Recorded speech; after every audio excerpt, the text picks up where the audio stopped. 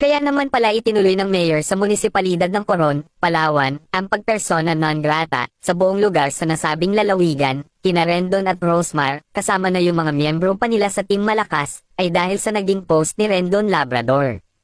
Ayon sa kanyang post, ay sobrang nag-alala siya nung makita niyang umiiyak si Rosemar dahil sa post ng empleyado sa munisipyo.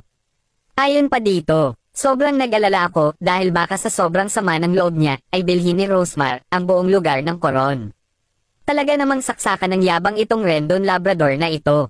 Magkano ba ang net worth income ni Rosemar at kung makapagsalita ito ay akala mo kaya nang bilhin ang buong Pilipinas? Tama lang ang naging desisyon ng mga taga-Coron, Palawan na mapersona non grata ang mga ito sa buong lugar sa Palawan. Sa totoo lang, masyadong mga attention seeker ang grupong ito. Masyadong pasikat na akala mo naman lahat ng tao iniidolo sila. Saan nga ba ulit nakilala si Rendon? Sa Invisible Rise.